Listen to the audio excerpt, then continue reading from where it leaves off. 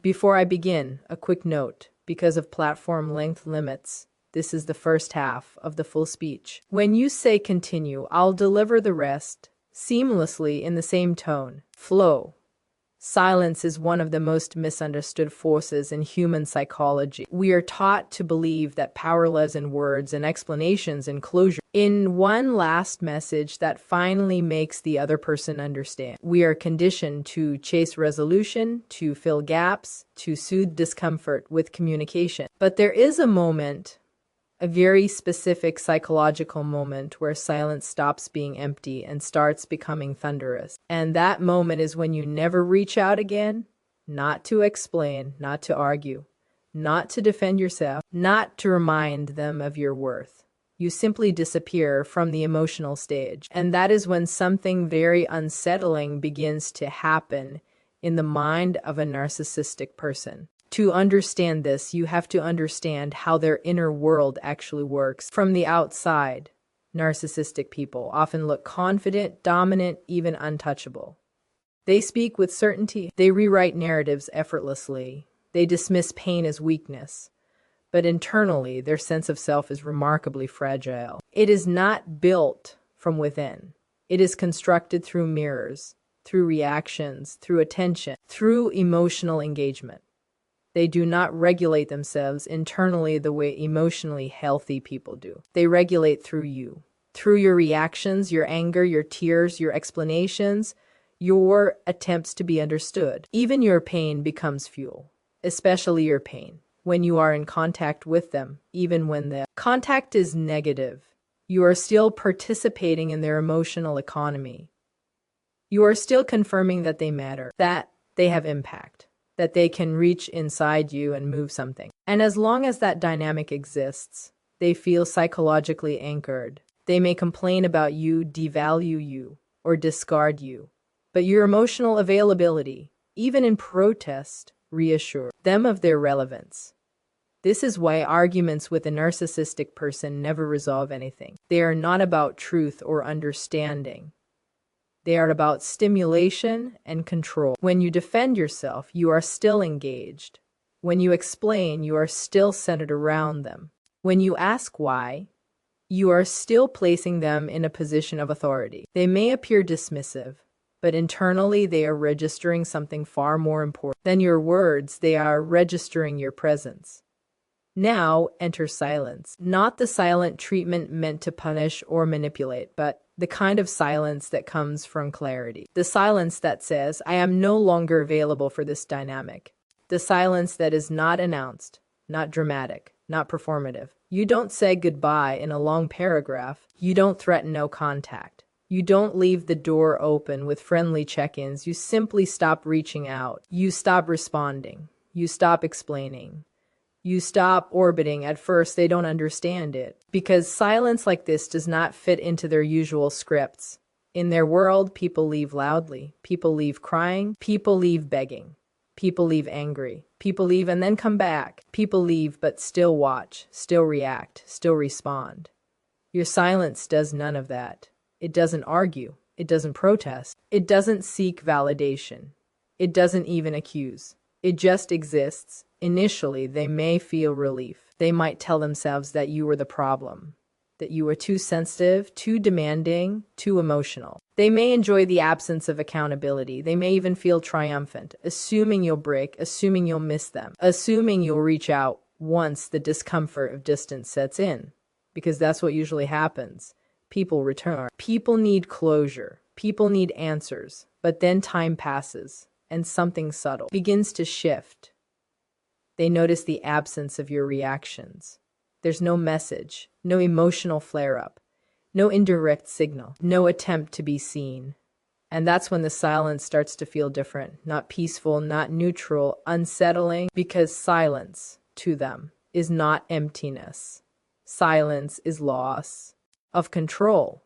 They begin to wonder what you're thinking. And more importantly, they begin to wonder if you're thinking about them at all. This is a deeply uncomfortable place for someone who relies on external validation to maintain their sense of self. Because if you are no longer reacting, no longer engaging, no longer confirming their significance. Then a terrifying question emerges beneath the surface. Do they still exist in your psychological world?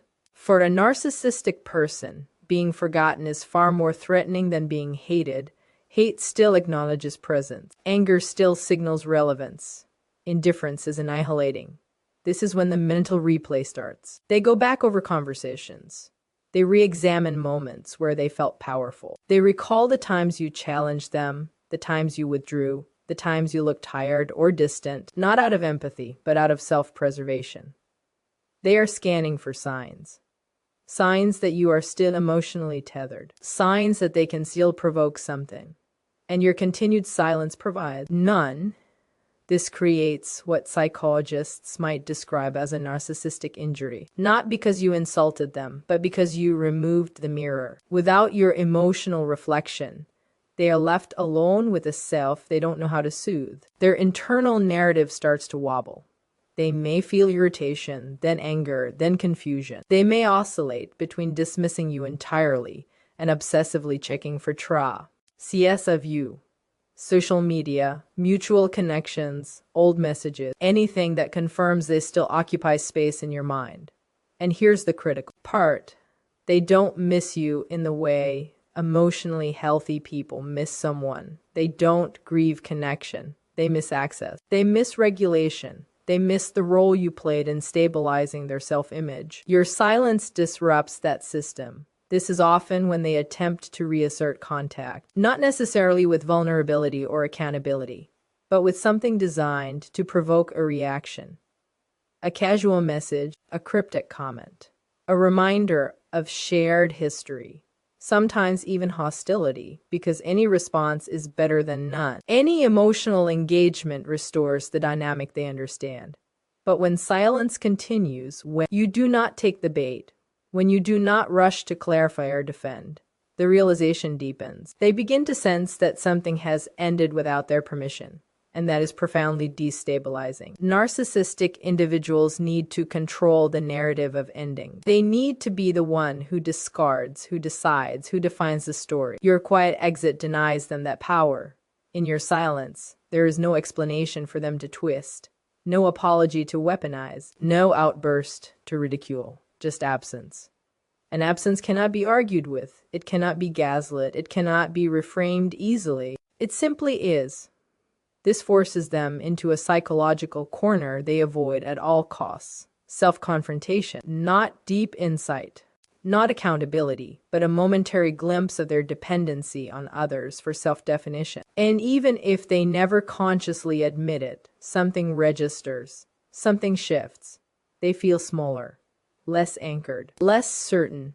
Meanwhile, something else is happening, something just as important. You are reclaiming your nervous system. You are teaching your body that you no longer need to explain yourself to be safe, that you no longer need validation from someone who thrived on your confusion. Your silence is not passive. It is active self-respect. It is your mind learning that peace does not come from being understood by someone incapable of understanding, but from removing yourself from the arena altogether.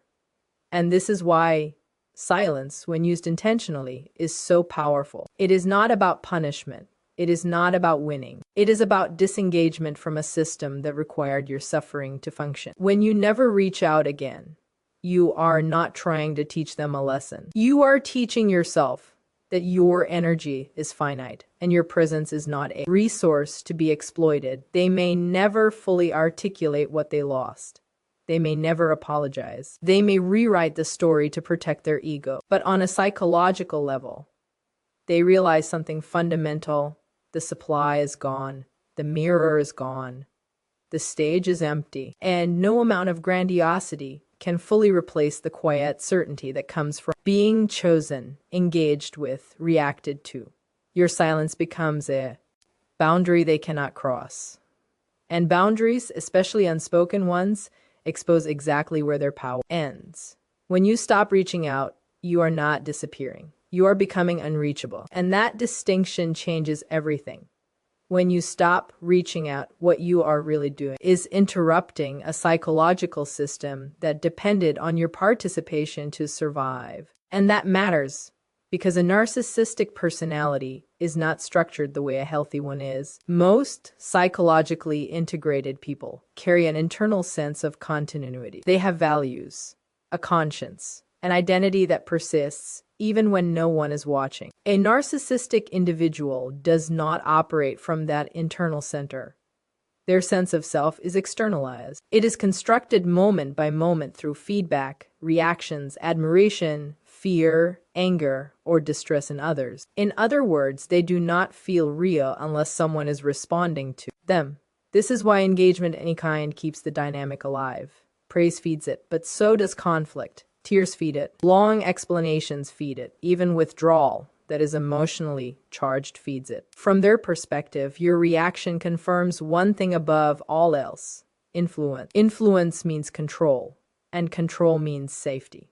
Without that, they are left alone with a self that feels unstable and undefined. When you disappear without explanation, the system breaks. There is no input, no feedback loop, no emotional data coming back to them. And this creates a profound sense of dysregulation. They may not label it that way, but internally they experience restlessness, irritability, and a vague sense of threat. The world feels less organized to them. That's because you were part of how they organized it. Think of it this way: if a person builds their identity by leaning against others, and one of those supports suddenly vanishes, the structure doesn't collapse dramatically all at once. It starts to wobble. They feel it in moments of irritation they can't explain, in compulsive checking behaviors, in intrusive thoughts about you. Your absence creates psychological noise, and they are deeply uncomfortable with noise they can't control. This is also why they often reinterpret your silence as hostility or arrogance, not because it actually is, but because they need it to be something. Neutral absence is intolerable. If they can frame your silence as an attack, they can re-enter the familiar territory of conflict, where roles are clear and power can be negotiated. But silence refuses to play that game. It offers no angle of entry. And here is where the philosophical depth comes in. A narcissistic person experiences other people not as independent centers of consciousness, but as extensions of their own psychological needs. When you stop engaging, you assert something they find profoundly destabilizing: your separateness. You are no longer a function in their emotional economy. You are a person who exists outside their influence. That realization, even if it remains unconscious, is deeply unsettling. They may attempt to restore regulation by reaching out indirectly, provoking reactions through third parties, or oscillate between idealization and devaluation in their private thoughts. But none of that fully replaces direct engagement. The system they relied on required your presence, not just your memory. And memories don't respond. At the same time, something important happens on your side of the equation. Your nervous system begins to recalibrate. When you are no longer pulled into cycles of reaction and explanation, your body learns that safety does not come from being understood by someone committed to misunderstanding you. It comes from containment, from limits, from choosing where your attention goes. This is not passive. It takes restraint. It takes a willingness to tolerate the discomfort of not being seen or validated in the moment. But over time, that restraint builds psychological strength. You stop outsourcing your sense of reality. You stop needing their acknowledgement to confirm your experience. And that is the beginning of genuine autonomy. The irony is that while your silence destabilizes them, it stabilizes you. What drains their system restores yours. What removes their sense of control returns your sense of agency. You are no longer reacting, you are acting. And action grounded in clarity is always more powerful than reaction driven by injury.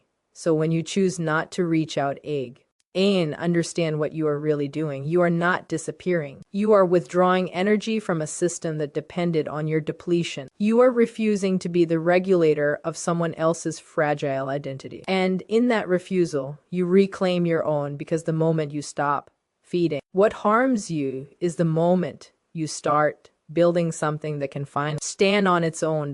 There is a common misconception that anger is the breaking point. In a dysfunctional relationship, that rage is what finally severs the bond. But psychologically speaking, anger is not an ending at all. Anger is a form of connection. It is energy directed outward. It says, you still matter enough to move me. And for a narcissistic individual, that is not threatening. That is nourishing. What truly disrupts the system is indifference. Not coldness performed to provoke a reaction, but genuine emotional disengagement. The moment when nothing rises in you anymore. No need to correct the record, no urge to explain, no impulse to be seen. That is where the ground shifts beneath them. To understand why this is so destabilizing, you have to look at how meaning is constructed in the narcissistic psyche. Meaning does not come from shared values or mutual recognition. It comes from impact.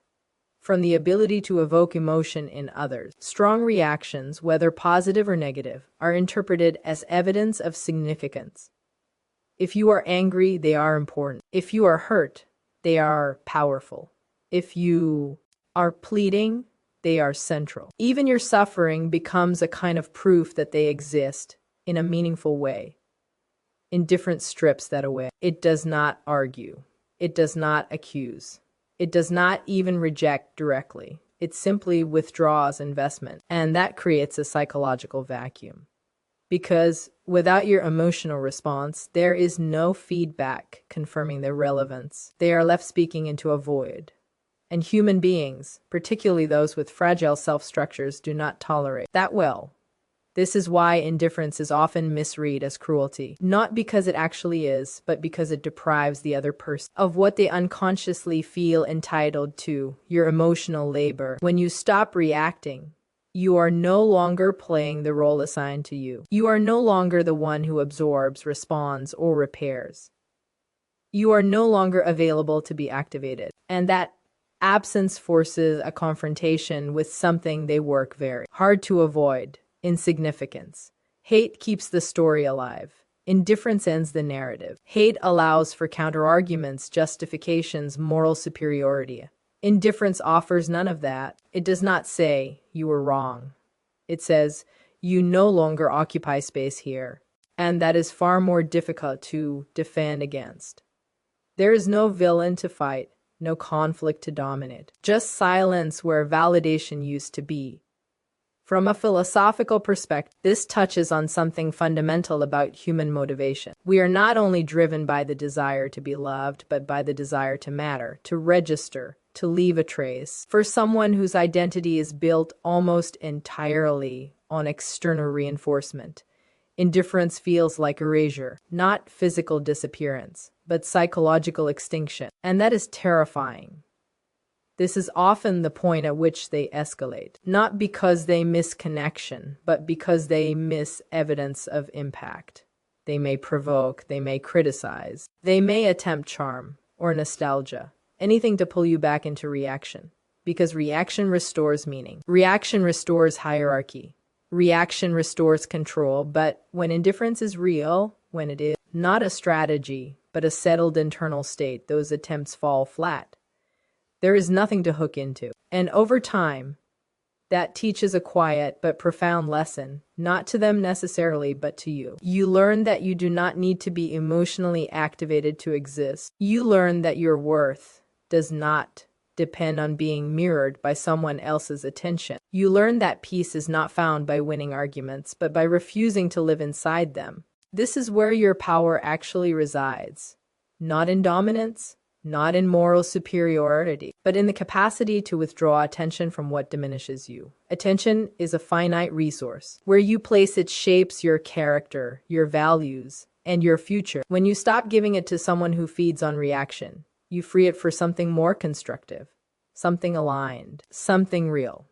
And perhaps the most important realization of all is this: indifference is not apathy. It is discernment. It is the decision to no longer invest emotional energy where it produces only chaos and confusion. It is the recognition that not every battle is worth fighting, and not every person deserves access to your inner life.